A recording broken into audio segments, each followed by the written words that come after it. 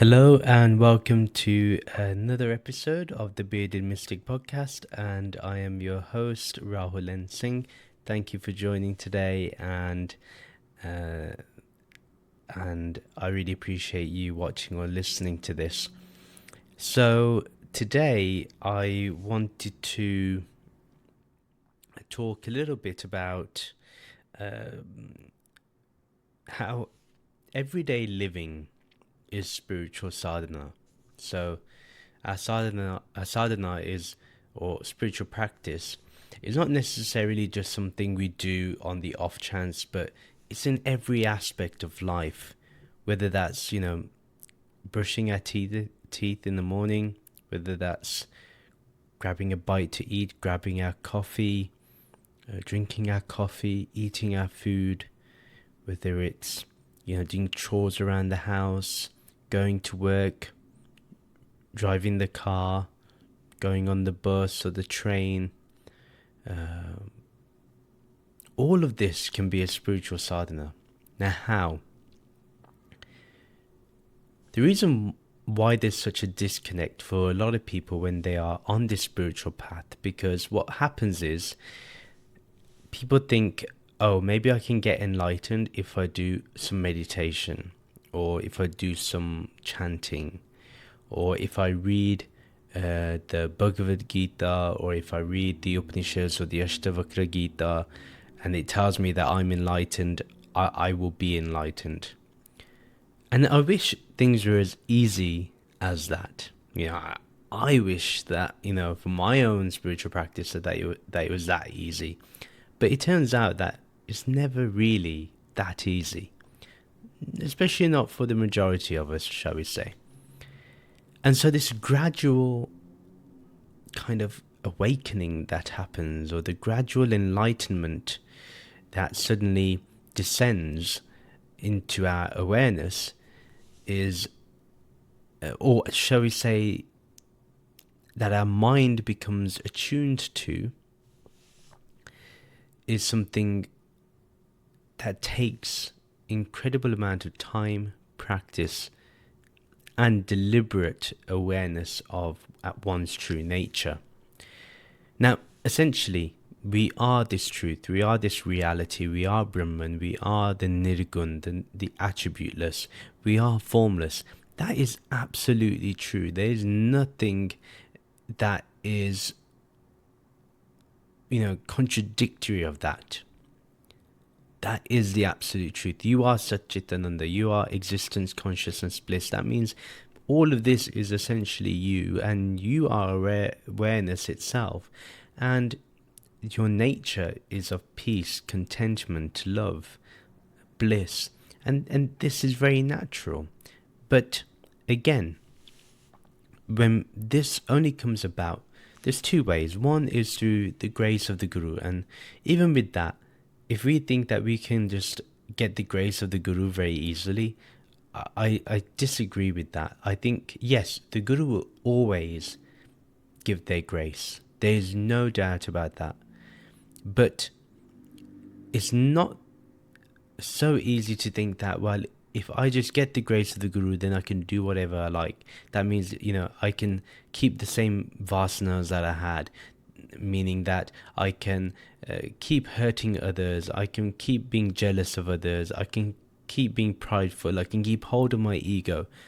That's not having the grace of the Guru. The grace of the Guru is such that it brings, if we apply it to our life, then the grace of the Guru means that, and this is what we were taught growing up, that a Gursik, a devotee, they see with the Guru's eyes, they hear with the Guru's ears, they walk like the Guru walks, they talk as the Guru talks. And so every action they do is as if the Guru is doing it. Now imagine if that was something that we actually applied in our life. If we actually thought like the Guru thought. Can you imagine how peaceful our life would be? How blissful our life would be? So the path of actually doing that because the Guru is the embodiment of that truth, of that reality. And therefore, when we apply that, we naturally become that. And therefore, if we become like the Guru in the terms of our actions, our behavior, our character, then naturally you are embodying also what God is, or what Brahman is, or what Ishvara is, or what this Nirakar is, this formless is.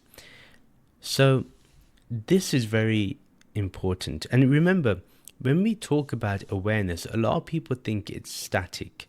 It's static in the sense of it's all pervading, but it's also dynamic in that all pervading aspect. Hence there's samsara. Hence, instead of seeing the world as something separate to you, it's actually you.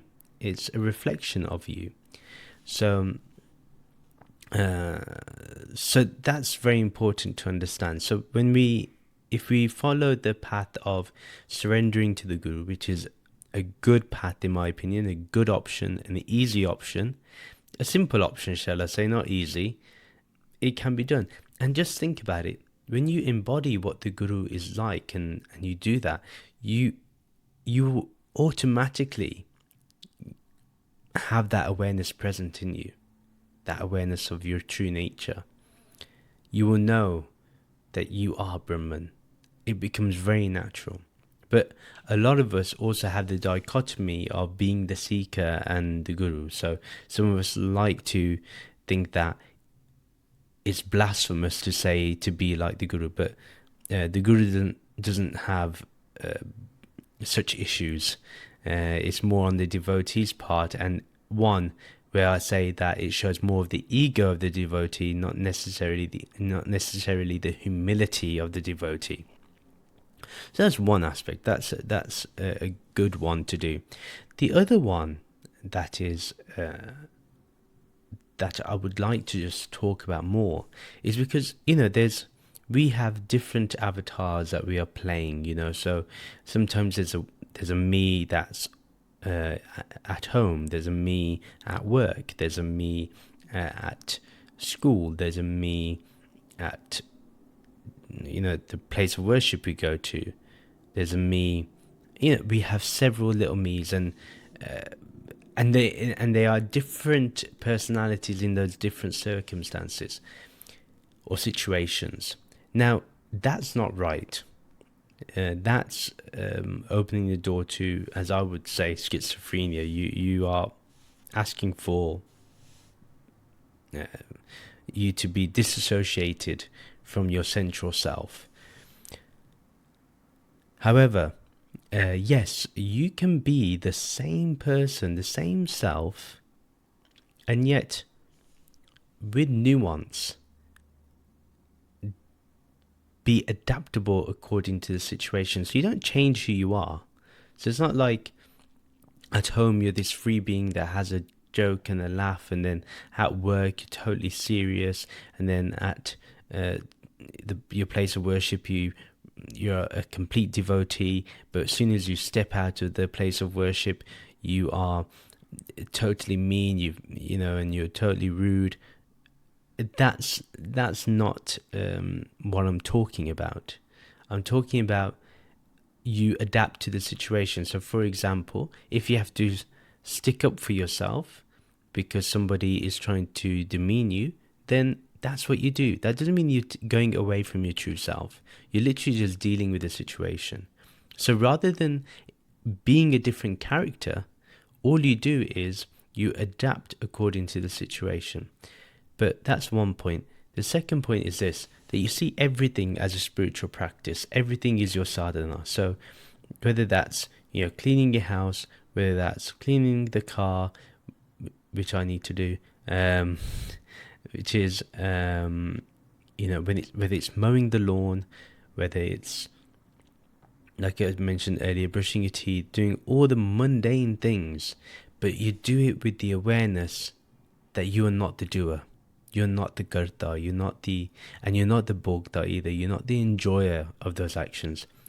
To be in that state where you see everything as a spiritual practice, where you see everything as doing it for the divine because you see the divine in all, is also a way where you start divinizing your day-to-day life. Imagine that you are constantly doing things, but with the awareness that you're not the doer, that awareness is doing everything. Imagine that. Awareness is not doing anything, or consciousness is not doing anything. But when you start saying, well, God is doing this through me, then you're going to act from that higher self. Now, the meaning of this is that even if there's a situation where there is conflict, you will always have the higher ground, because you will think that even that argument or that kind of negative situation is also a place where you practice your spirituality, and that you see the divine in that. And we have to train our mind to be like that. That's why it's a bit more challenging than the previous one that I talked about, but it can be done. And if we do practice this, we can go far. We can really take our spirituality to the next level. So all we have to do there is just, one, remember our true nature, and again, remember when you're doing an action to let go, so you don't seek the fruits of those actions, so you become the non-doer, and you understand that you're the non-doer. It's just the body acting. That's all you do. The body's acting according to nature. That's simply as it is. When you're doing your job, yes, there's a fruit to your job, but that doesn't mean you seek that fruit. You work because you see the divine in that. You see the divine in caring for others, for your loved ones, for your family, for your friends. Everything that we do, if we bring our awareness, our consciousness to it, and we bring that to the forefront more and more, so that it becomes our very nature. And so being your personality is your second nature, so to speak. This would be a more effective way of being spiritual naturally, without any conflict. So the point of today's video really is just that you can spiritualize your life, but it's dependent on how much you want to.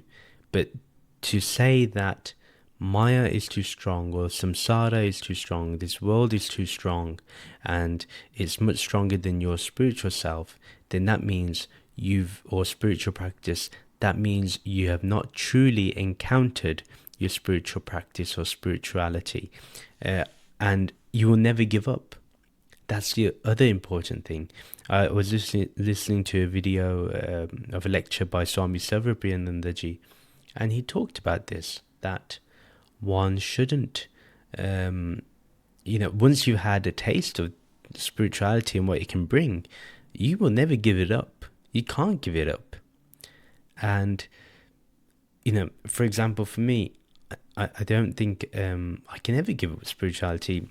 It's literally who I am. I have to read something spiritual. I have to meditate. I have to do simple practices that bring awareness into the forefront. I try to divinize and spiritualize my day as much as possible, and it can be done. And I will say that if some fool like me can do it, then anyone can do it. And once you see the benefits, you automatically understand how grace moves you, and how this pure consciousness, this divine one, just moves through you, and nothing is complicated. It's all very effortless, and it can be possible for every one of us. All we have to do is simply practice and never give up.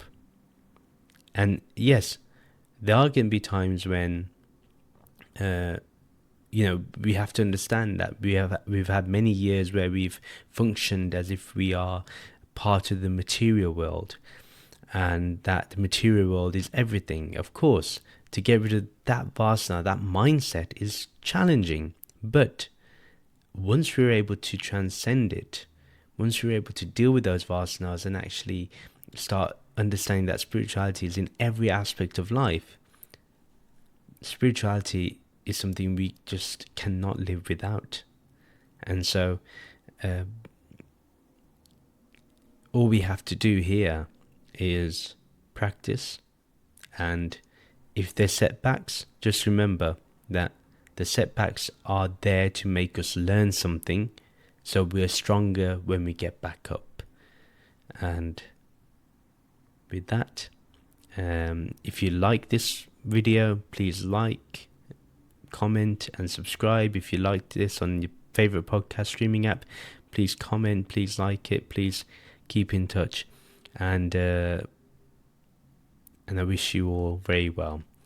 Okay, take care everybody. See you in the next podcast episode. Namaste.